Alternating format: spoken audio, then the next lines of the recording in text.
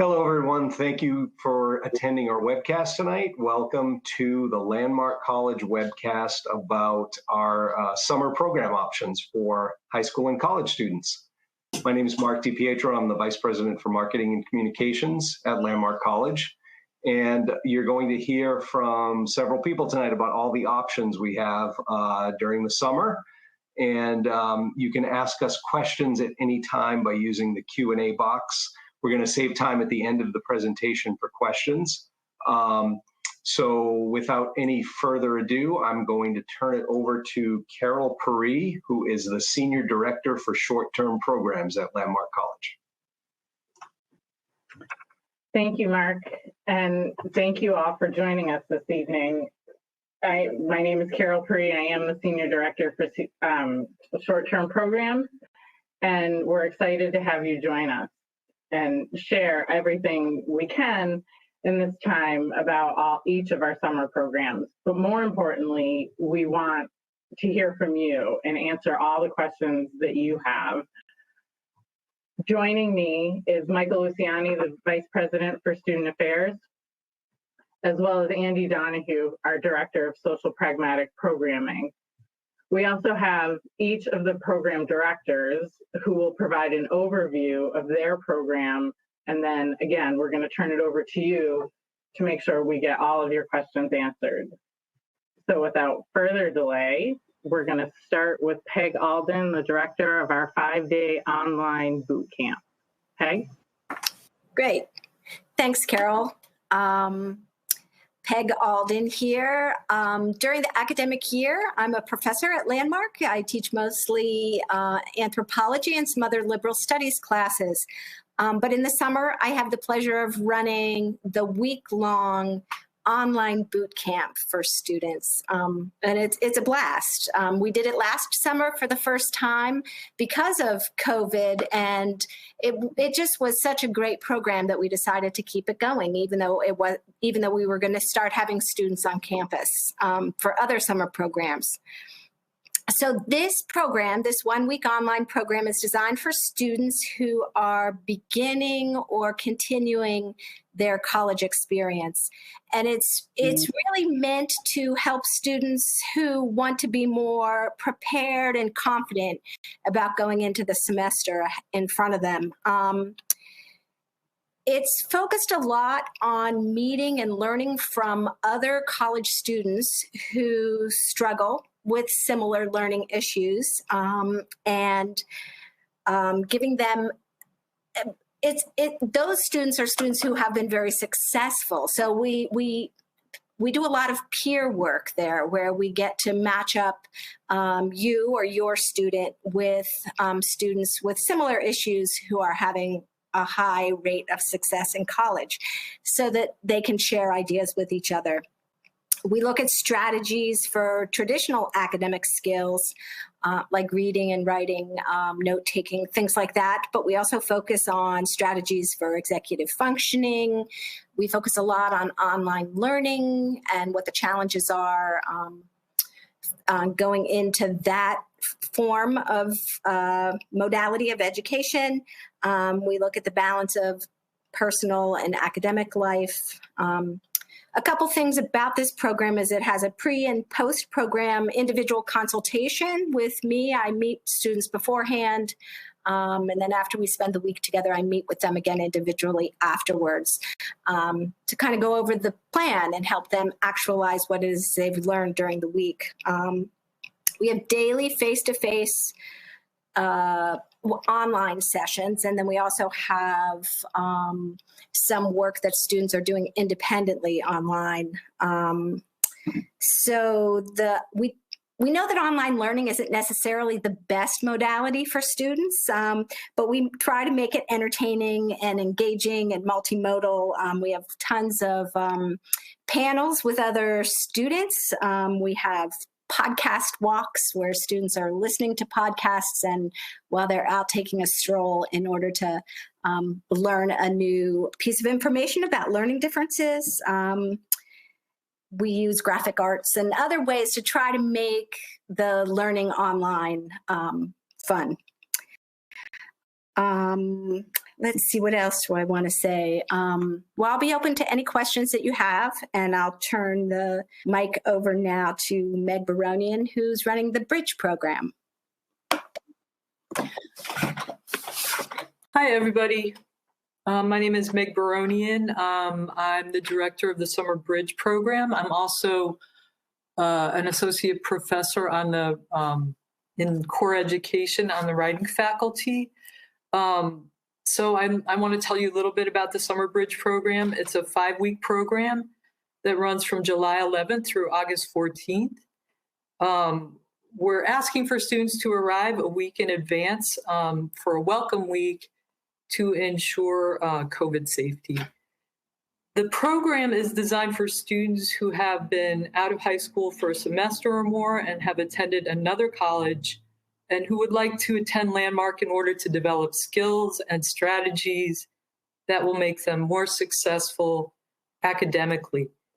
It's called the Bridge program because it serves as a bridge between the college that they may be at now, where they might be struggling and having difficulty succeeding, coming to Landmark, learning skills and strategies, and then either returning to the college that they came from, or continuing at Landmark, or transferring to a different institution. Let's see, what do I want to tell you? So it's a 5-week program, and we have 2 tracks. There's a non-credit track that has a course called Narrowing the Gap, which is a study skills course, and a non-credit writing course called Demystifying Writing. The B track is half credit. So students take Narrowing the Gap to build study skills, but also either a credit writing course or a credit elective. Classes meet 5 days a week. Students have 1 morning and 1 afternoon class. All students have small group advising. There's a wellness component to the program, and also there's a social pragmatics component, but it's not the full scale social pragmatics program that we run during the regular school year. I want to talk a little bit about the courses. So Narrowing the Gap is basically a study skills course, and it's designed to improve self-management and the ability to function in an academic environment. Students learn study skills like active reading, test prep and test taking, time management and organization. They learn strategies and access resources to improve executive functioning skills, working memory, ability to meet commitments. They learn self-advocacy skills, and they learn how to identify and access support. And that's the Narrowing the Gap course. So whether the student is track A or track B, they're going to take that course. In the non-credit track, students take Demystifying Writing as their second course. That course is designed to improve writing fluency. Students engage in a variety of strategies for planning and generating and organizing papers. They develop an individualized writing process. They review basic writing concepts.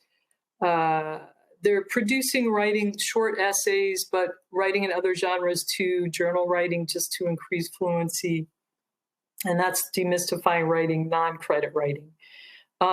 So in track B, students can either choose a credit elective, or the special topics credit writing course called From Distraction to Production, Writing on Demand and with a Purpose.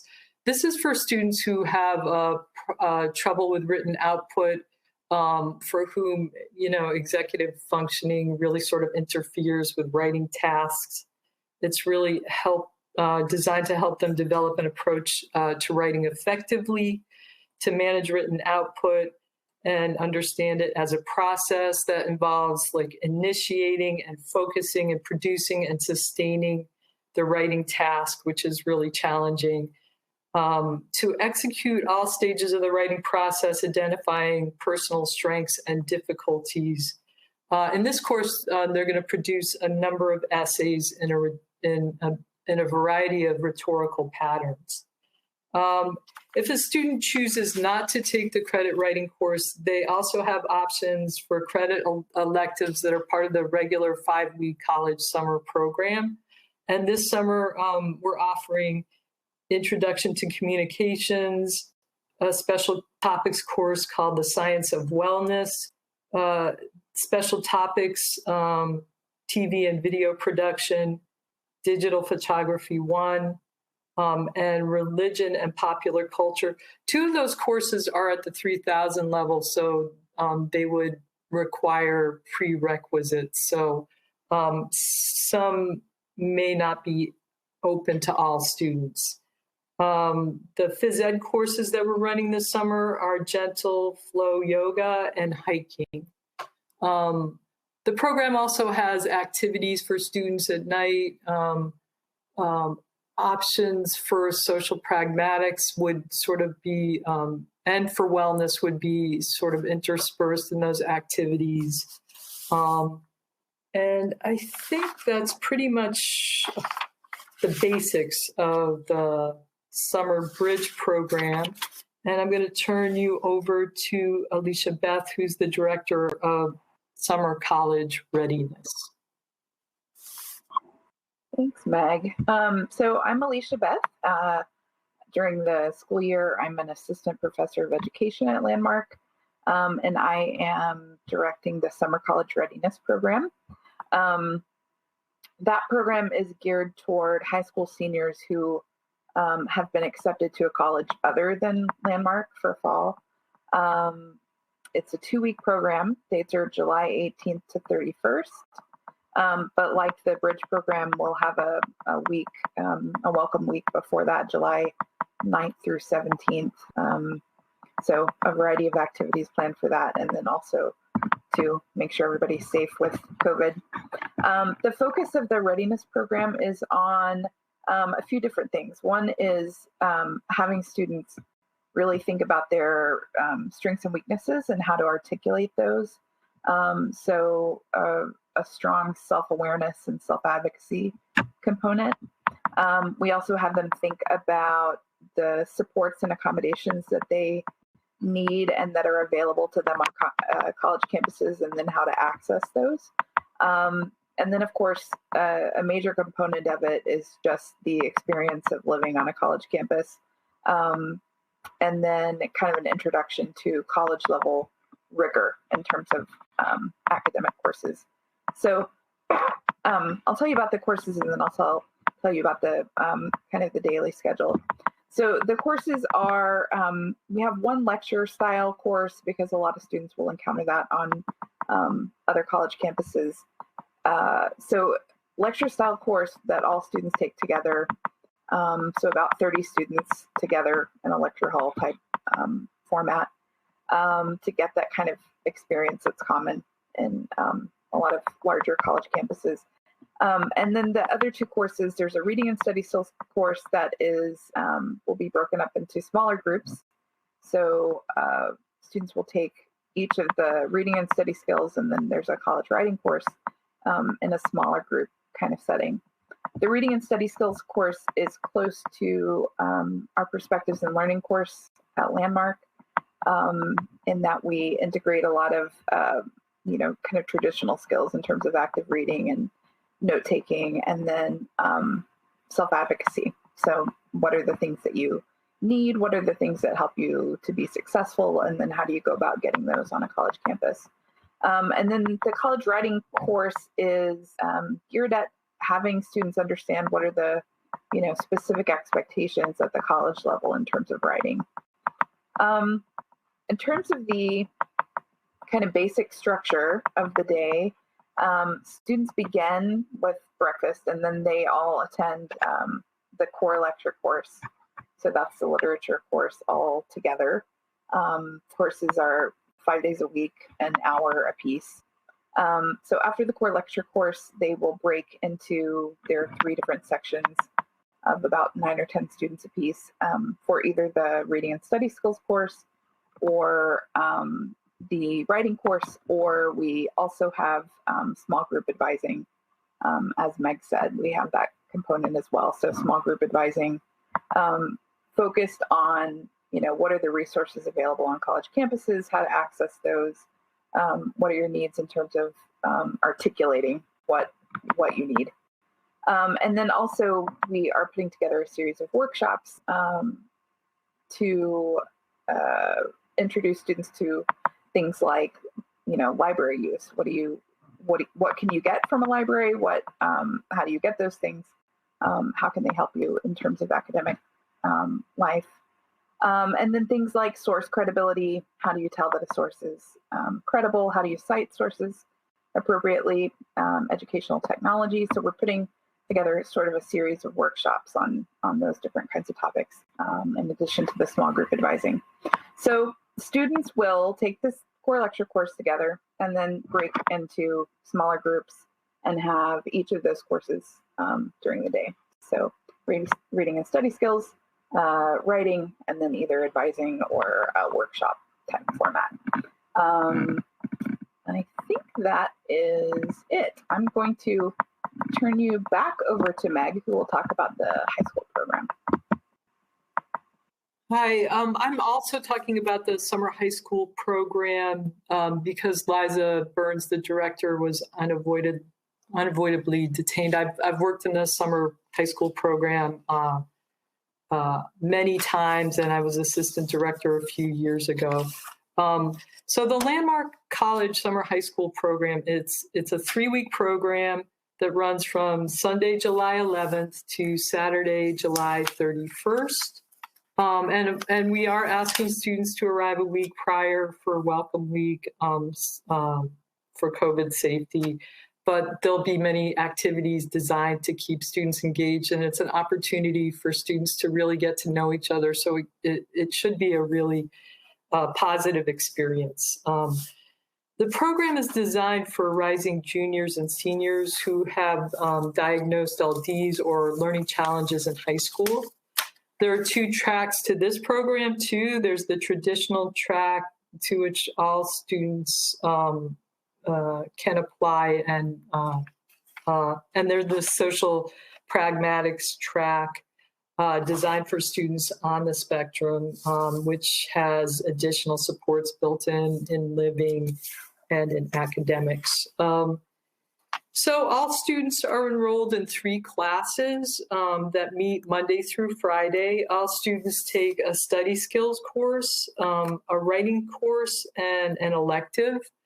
The writing courses are building confidence as a writer, and that's a course where students who are really underconfident in writing or really struggle to produce writing can engage in writing activities that really help them to build writing fluency and feel more up to the kind of academic writing that they're going to face, back at school in the fall, but in college as well.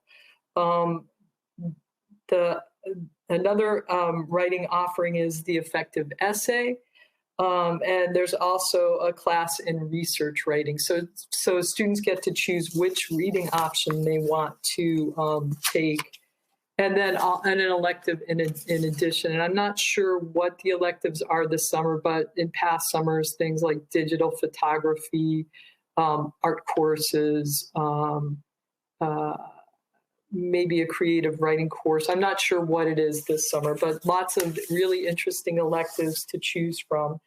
The daily schedule for the high school program: after breakfast, students have 2 classes. They're either an hour or an hour and 15 minutes each.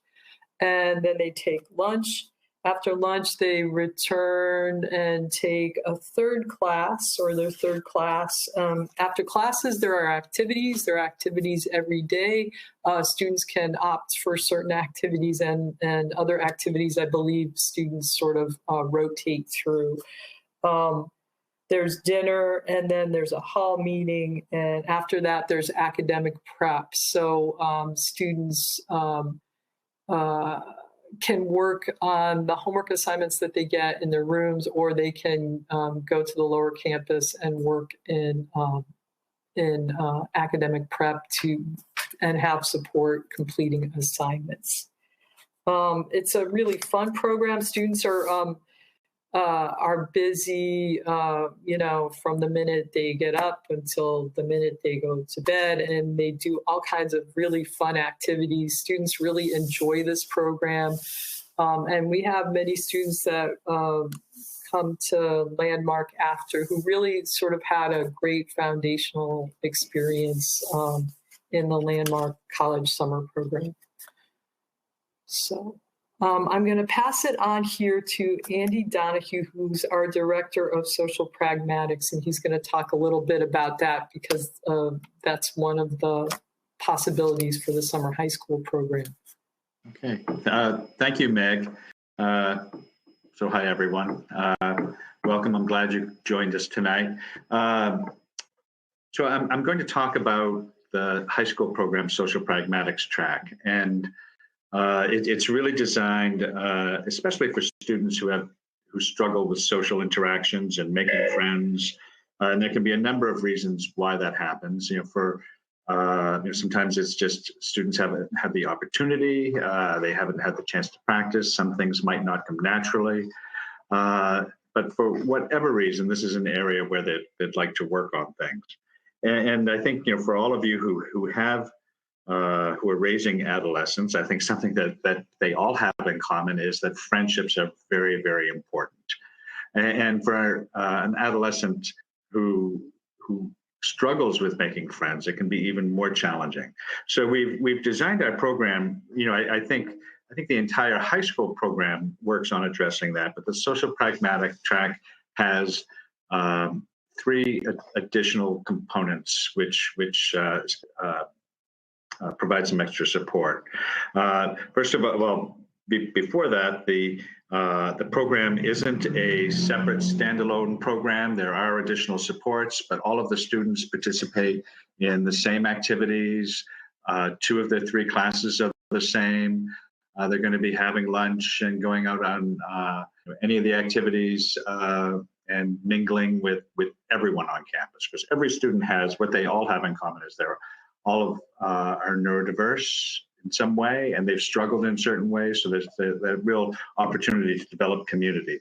The Social Pragmatics track has an additional part where we, during the college strategies for college success class, which meets 5 days a week, 2 of those days are dedicated to a peers model of instruction. Peers is a social skills intervention developed by UCLA. We're very experienced in providing that type of support. We have several groups that are happening every semester, and last summer we started using it for the high school program. But it's a program that really works on teaching specific skills that work for young adults and adolescents. And it's sometimes a little different from what their parents might be telling them. No offense, but or what adults might be telling them. An example would be if you want to enter into a conversation in this group of people talking, the advice that they might have gotten is, just go up and say, hi, I'm Andy, I'd like to get to know all of you or whatever, introduce yourself, be friendly, whatever. The real world is people are going to think, who is this guy? He's kind of weird, especially if it's me going up to them.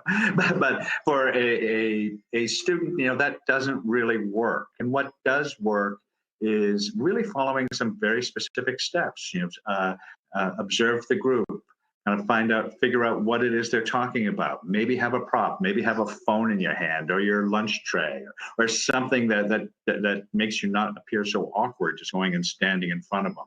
So what we work on is really teaching these very specific skills and steps that students can follow. For our college program, it's more robust because it's 16 weeks, but we have worked on pulling out the kind of crucial areas that we think students can take away. building, entering into conversations, managing conversations, finding a source of friends, which seems so simple, but it's really something a lot of students struggle with. Like, who is it that you can be friends with? It's like, well, someone who you have something in common with, and going through that process to kind of understand, do you have something in common with someone, or do you just want to hang out with them because they're the popular people? But you don't know, all you want to talk about is anime, and they're really into talking about soccer. Probably not going to work. So we'll go through the steps. The class is very interactive. The instructors for their college college success class participate. They work with us during that class. So what the students are covering the other 3 days can have a connection to what we cover for peers. Students role play. We have some fun role plays where we really emphasize perspective taking, which a lot of students struggle with. So, it's kind of, this is how to do something. This is how not to do something. Why would this be a bad idea? Do you think people are going to want to hang out with you if you do this? And we'll act it out, and it's fun. So the class meets twice a week. Outside of the class, the students meet with a social coach, which for the most part, it's usually someone who works in residential life. The RA or sometimes it's I'll work with some students, or Sally Banter, the assistant director, will. But for the most part, it's the residential life staff. So they will meet with the students for a half hour twice a week in between classes, review what we went over, and really help a student make this relevant. How does this fit my life? We talked about anime, and they had these examples. I'm really not into anime. I'm into movies. So how does this make sense for me? So that individual session helps the students make this relevant. And then also we'll talk about, so where are you going to practice this? There's this activity going on this afternoon. Why don't you try these conversation, entering into a conversation skills with that, and we'll check up and see how that went during the peers class or during our next coaching. So that coaching piece allows us to review individually with a student how it went, what they're doing, and how to have it make sense in their own life. Participation is much greater than I think most of us would think. I think that wanting to make friends, wanting to make connections is a very powerful motivator for a lot of students. Participation in the class, we do let them know that if they don't want to participate in the role plays, that's okay. Most do. Ones who we never would have thought would do. So the third part, or maybe it's the second part, but the residential life environment also supports what we're covering during the peers groups. We work closely with residential life as far as providing extra support, helping. We're doing the instruction, kind of helping students learn these skills during the peers class. Residential life is really going to help with facilitating opportunities and encouraging opportunities, and kind of knowing what we're working on, so they're using the same language that we're using. The third part is the parent piece. So once a week, last week it was, I think, Tuesday night at 6 o'clock, we'd have a 1 hour parent group. And I'm not a masochist, so I set it up where I say, this is what we're going to be going over, and be nice to me. And then parents, they've been wonderful. But it's where I want them to know what we're covering in the peers groups. This is the language we're using. These are the skills we're teaching. And this is what you can do to support the student after the high school program, or if you're communicating with them during this time. So if you're getting a phone call saying, oh, I'm not making any friends, no one will talk to me, you can say, hey, have you reached your steps for entering into conversation? and then having that language and familiarity with our programs so that after the high school program, they can continue to follow up. So that's the kind of short version, which is always hard for me to keep it fairly short, of our social pragmatics track for the high school program. I think this is our 9th year or whatever. It's, like Meg said, students love the high school program. We have a lot of students who, in past years attended the high school program, and then they came to Landmark, and then they're in certain leadership positions, and then they're coming back and they're working the high school program. So there's that real, a lot of the staff are Landmark students or Landmark alum who come back every year. So for I think all of the students, there's definitely that sense of, I've found my community. These are people who understand me and who I can be myself with. So it's always a very,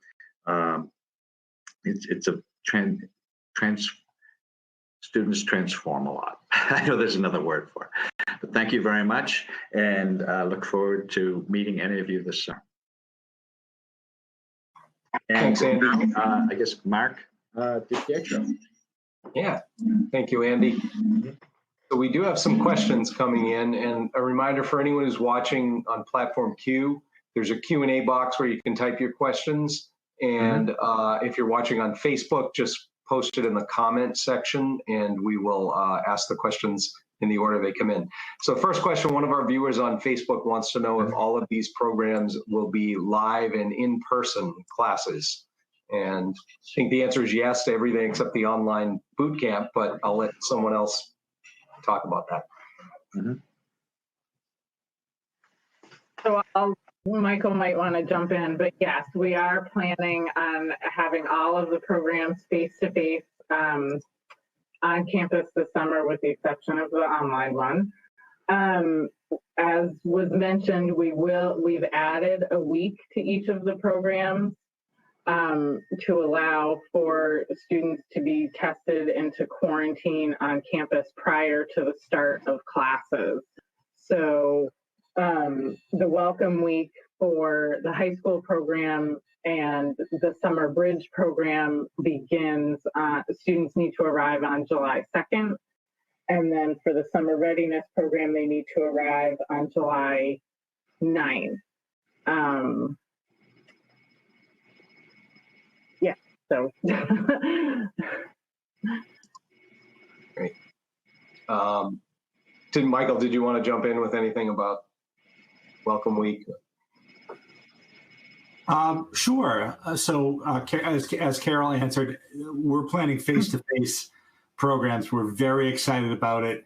We love to see our campus active, and it's been, we want to see more of that this summer. The Welcome Week is going to be a week before classes begin, while we're all going through our testing pattern. And it's going to be structured, your day is going to be structured during Welcome Week, very much like your day once classes begin. So it'll start out with an activator. For the high school program, start out with an activator. Then it will move into 3 blocks of activities during the day that are going to replicate the classes that you'll be taking once classes begin. It's really all about getting to know each other, getting to know yourself a little more, trying some new things, as you're getting ready for the 3-week curricular experience. I don't know if we should say a little bit about, we've talked about quarantine, and I think that's a word that makes people a little nervous. The way our program works is that once you arrive on your arrival day, which we call day 0, and you'll take a COVID-19 test. And then you'll go into what we call room quarantine, where you're in your room with your roommate for about a day. The tests are coming back sometimes in about 12 hours, 12 to 18 hours. So you won't be in room quarantine very long. And once that's finished, you move into what's called campus quarantine, where you get to leave your room, you get to leave the residence hall, move about campus, be outside. a lot with others, engaging in activities. You basically will remain on the upper campus until your day 7 test. So 7 days after you arrive, you'll be tested again. And then once everybody gets their test results back, we'll be ready for classes. Great. Thank you, Michael. Okay, the next question is, okay, so this is a little long, so stay with me. My son graduated high school in May 2020, but he took a gap year due to COVID-19. He's on the autism spectrum and struggles with social skills. He was accepted at another college during his senior year in high school, but we discovered Landmark a few weeks ago and are gathering information on which one of the schools would work for him best. Which would be the best summer program for him?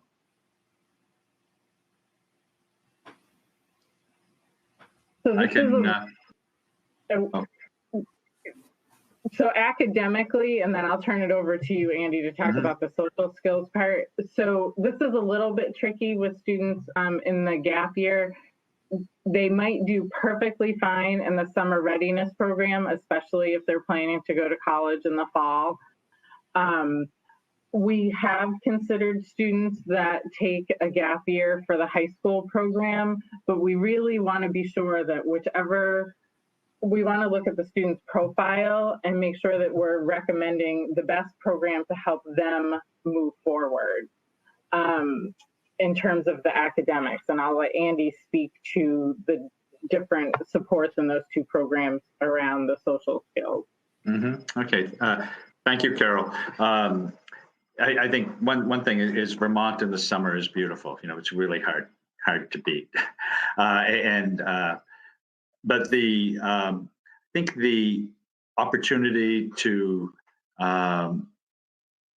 if a student is coming for the high school program, and I think I after rereading this, I'm not sure whether the high school program, that would be, I'm not sure if this would be that would be the choice, but having that very intentional focus on learning social pragmatic skills, plus the opportunities to practice, I think really makes a difference. And it's very hard to find. I know with the Peers program, if probably some of you have heard about it. It's offered all over the country in different places.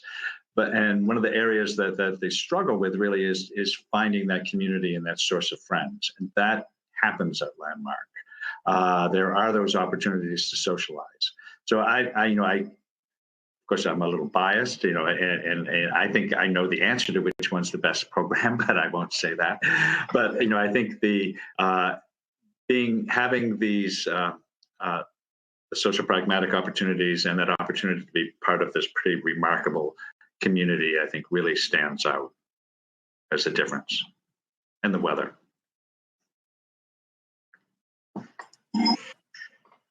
All right, thank you, guys. If students have received the vaccine prior to arriving, do they have to attend the full welcome week? That's a good question. And the answer right now is yes. Because we don't know to what level everyone will be vaccinated, we're requiring everybody, actually the state is requiring everybody to go through the same protocol and the same the arrival program. So whether someone has been vaccinated fully or not, the program looks the same as it is right now. And that's the information we have to go with. If things do change, and they might, but we will let people know. But I think everybody should expect that this is what we're going to be starting with.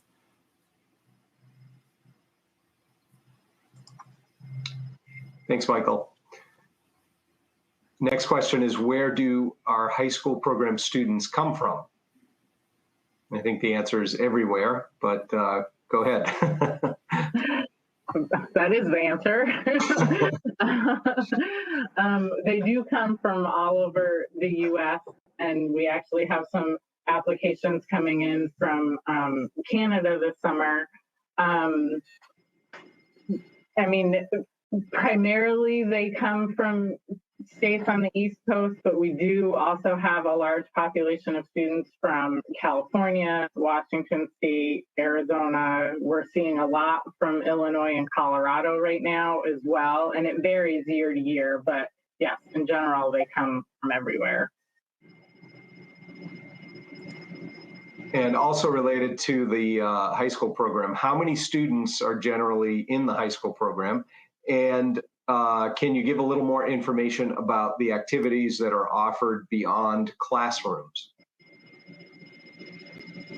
So there's 135 students total in the high school program. 50 of those students will be in the social pragmatics track and 85 in the traditional track.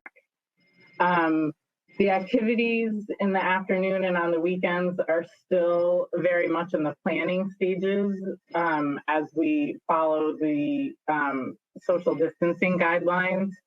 I don't know what they're all going to be. Michael, I don't know if you have any inside information, or Andy, if you've heard from anyone on the team, kind of what they're planning. I can chime in a little bit on the activities. Usually, we try to be cognizant that every student doesn't like to do something physical, and every student doesn't like to do something inside. So we try to offer a variety of activities that meet students' interest areas. In the past, we've had Magic the Gathering, we've had an arcade club group. We've had kind of musical drumming groups. We've also had basketball and soccer and hiking, and really kind of offer a variety. What all of the activities do have in common is that emphasis on providing a safe social environment with the opportunities for students to socialize, and that's really built into the environment that we work on setting up. So that's kind of, I think the final list is still being determined, but we try to offer a variety. And all students get to rotate through activities. They're not going to the same activity every day for the entire program. Okay, we have a question on Facebook about so what we call Summer 1 and Summer 2 sessions for our currently enrolled students. Are any of those sessions going to have an online option, or will they be all on campus?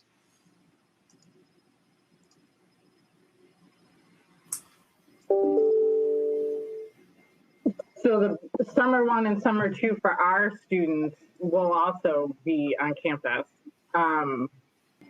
And the Summer 2 program overlaps with the Summer Bridge experience. So the students that are enrolled, the visiting students that are enrolled in the Summer Bridge experience will be taking classes if they opt into track B, as Meg talked about. They'll be in those classes with our students, and all of the activities that go on during Summer 2 and Summer Bridge, everyone in those two programs participates, as well as the students in the Summer Readiness program. So all three of those tracks, if you will, participate in the same activity.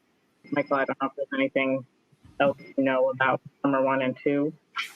No, I think that's it. They are going to be here on campus, and it's a very for all the college level programs, the post high school programs. It's really a great opportunity for all the students to mix together and talk about their experiences.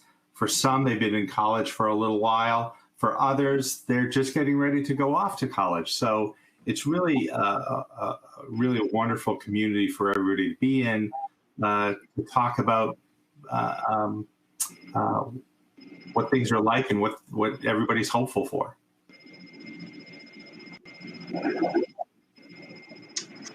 Thank you, guys.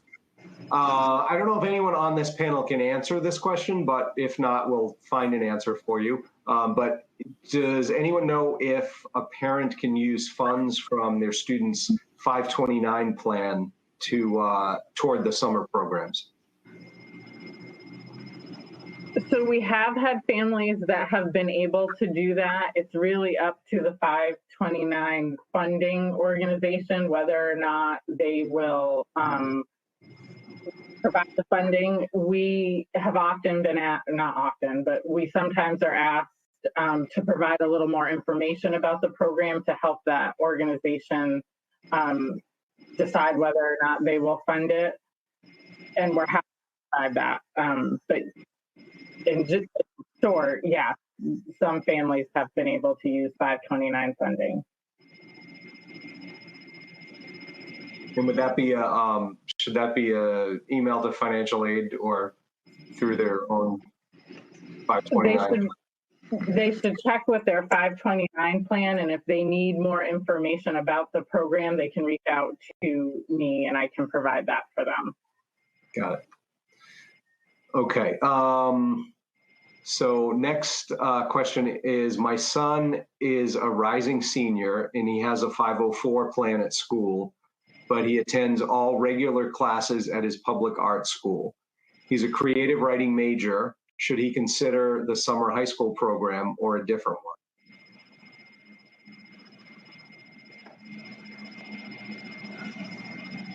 Sorry, so he's a graduating senior this spring? He it says he's a rising senior, so I assume yes. Oh, he's a rising senior. Yeah. So that would, yes, that would be the high school program. Great. And another question from Facebook. The Intro to Communications and Science of Wellness courses, are they offered online, and what level are they? And could someone offer a little more info, especially about the second one, Science of Wellness? I can't. I talked about those courses, and all I know is that they're actually on campus. Those courses are not offered online. I don't have the course descriptions with me, but they are in the course catalog. And if you send me an email, I can get you those.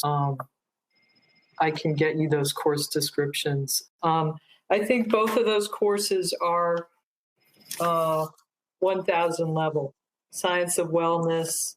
And what was the other one? You were in Intro to Com? Yep, Intro to Com. Yeah, those are both 1,000 level courses, so they should be open to, students in the summer program, but they're live courses. All right, thank you, Meg. Another question, someone, I think it may have been you, Meg, mentioned that social pragmatics is available in some form in the other summer programs. And if someone could elaborate on how that's offered. I can elaborate on that. It's offered really with additional attention to the activities that are offered, that they can provide opportunities for students to connect and make friends. In the past, we've had things like additional walks into town with a group where the emphasis is going to be, this is where you can connect with some people and get to meet some new people.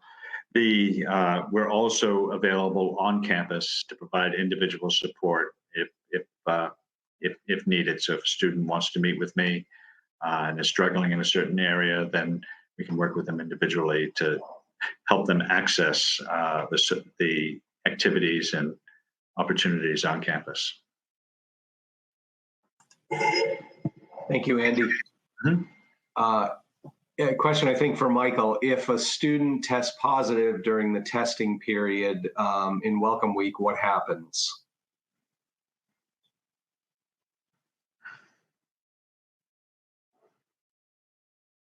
I think you're muted, Michael. Sorry, Mark. Sorry, everyone. So if a student tests positive, we have housing on campus that's reserved for isolation and for quarantine. Isolation housing is for anyone who tests positive, and they'll be there for about 10 days, overseen by health services, residential life, other staff as well. If somebody is a close contact to the positive case, the student who tested positive, then they'll go into a different housing that we're reserving on campus.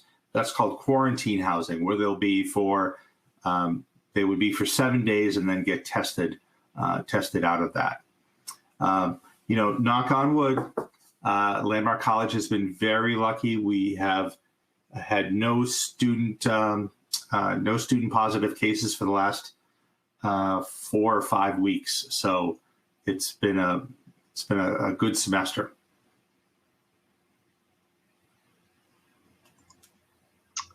Okay, what is the biggest takeaway that a high school student will get from the high school program?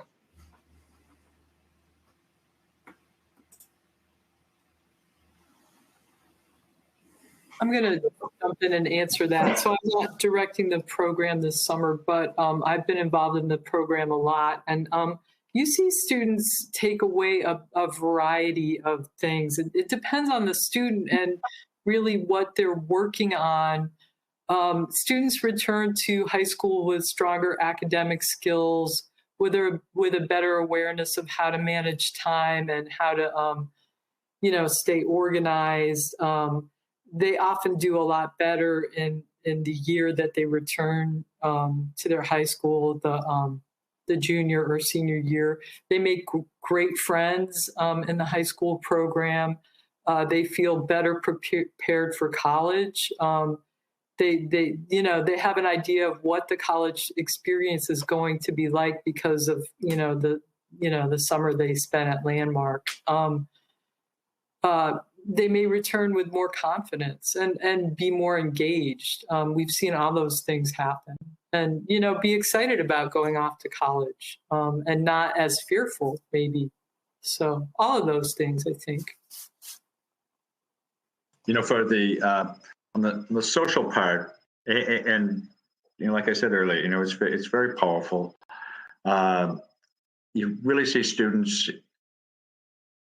You have such a transformation from when they come in to when they leave, and I think kind of the easiest way to put it is that they start to see themselves as someone who learns differently rather than someone who's learning disabled, and start to see that there are people like them who are winners and who are successful, and they can be part of a community and they can be themselves, and it's. The last day is always a very emotional day, when you see this transformation in the students. That's, in addition to everything Meg said, I think on the social part, that's quite very, very significant. Thanks, guys. Is the online boot camp synchronous or asynchronous? I can speak to that. It's about half and half. We have students plugging in from the West Coast and from the East Coast, so I don't want to say morning or afternoon because for some students, the sessions are kind of flip-flopped. But a couple hours a day, we are plugged in together. And then a couple hours a day, they are plugged into independent work. So during that independent half of the day, we're at the end of that independent half of the day, we're checking in with one-on-one meetings with me just to see how that independent time went for them. So it's split pretty evenly, synchronous and asynchronous. Great, thank you, Peg. And we're almost at the end of our time. We have time for one more question in regards to the high school program. What kind of support do you offer for students with anxiety who are away from home for the first time? Yeah, that's a really good question. And let me try to put some of your fears and concerns to rest. Well, maybe not at the beginning. Everybody's going to be anxious about coming to the high school program. It's a new experience. You're meeting new people. But once you start to meet the staff, settle in just within the first day, I think most students start to feel at home. But every once in a while, students will get homesick. They'll get anxious. They'll have an experience that might be anxiety producing, and it might be difficult. So for that reason, we do have, all of the residential staff are ready to support students in any way that they need. And a lot of times the support coming from the student mentors, the RAs, the ones who the students find most like them, is generally the best type of support that students are going to get, especially for things like that, about homesickness and feeling like I'm different and all those kinds of questions. But for the ones that are having extra difficulty, we do have counseling resources in the program and on campus as well for the staff to consult with on the best way to support the student, or if it's a more urgent matter, students can talk to the counselor as well. It's not creating a clinical relationship, but it's checking in with the counselor and working on strategies and managing emotions, things like that. Mark, can I chime in for just a minute? Sure thing. Just listening to everybody describe all these different programs, the one thing that they all have in common in my mind is that there's this notion of +1 development, and that we all learn best when we're not presented with something that's way far out there beyond what we can do, but that's just +1 above where we are in our own development. And that, to me, that's really what each and every one of these programs offers, is a chance, and it often comes from the other students that they get to meet. Students who are just a 1+ place above them, that have been where they were and are now a little bit further along in their process, developing as young adults. And it's pretty magical to watch happen here. And each of these programs does that, but in their own way. That was a great wrap up, Peg. That just tied everything together. Thanks for saying that. So we're out of time. I'll just put in a plug for the next couple of webcasts we have coming up. A week from tonight, April 8th, we have one. And Carroll, correct me if I'm wrong, but I think this is right. April 8th is about career connections and students who are done internships and real world experience. And then on Thursday, May 13th, we'll have a parent panel. So if you want to hear from parents of current students as well as alumni, we'll have them here talking about their experiences. So thanks for joining us tonight. That's the end of our webcast. This has been recorded. If you want to copy or want to share it with anyone, we can send you a link, and it's also will be archived on our Facebook page. So thank you again, and thank you, panelists. Have a great night.